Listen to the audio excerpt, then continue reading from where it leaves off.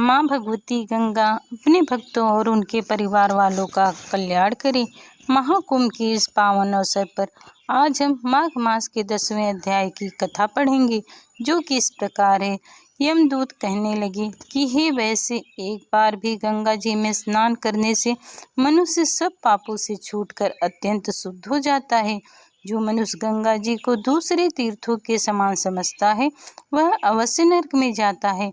भगवान के चरणों से उत्पन्न हुई गंगा जी जल के पवित्र पावन को शिव जी अपने मस्तक पर धारण करते हैं।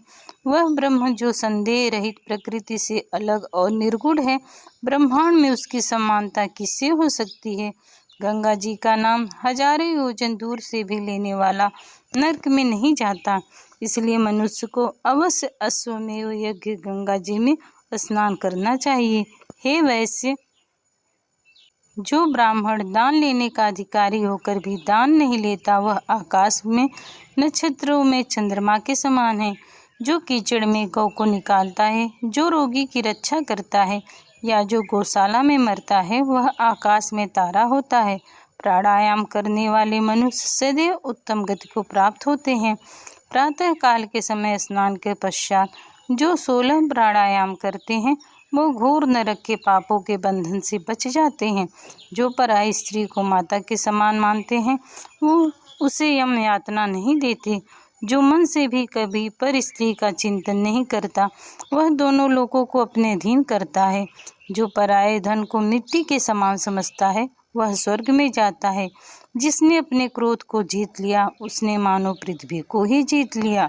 जो माता पिता की सेवा देवता तुल्य करता है, वह यम का द्वार नहीं देखता, और जो गुरु की सेवा करता है, वह ब्रह्मलोक को प्राप्त होता है। सील की रक्षा करने वाले पराई स्त्री को माता समान समझने वाले, सील भंग करने वाली स्त्री यमलोक में जाती है। जो वेदों और शास्त्रों को पढ़ते हैं या पुराण और संहिता पढ़ते और सुनते हैं तथा जो स्मृति का व्याख्यान और धर्मशास्त्र समझते हैं या जो वेदांत में लीन रहते हैं, वह पाप रहित होकर ब्रह्मलोक को जाते हैं। जो अज्ञानियों को वेद शास्त्र का ज्ञान देते हैं, वे देवताओं से भी पूजित होते हैं।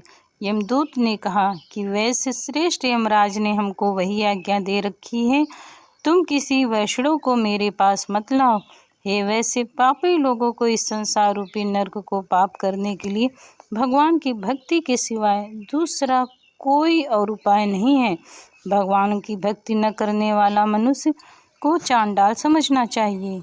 भगवान के भक्त अपने माता पिता और दोनों कुलों को तार देते हैं और उनको नरक में नहीं रहने देते। जो मनुष्य वैष्णव का भोजन करते हैं, वे भी भगवान की कृपा से श्रेष्ठ गति को प्राप्त होते हैं।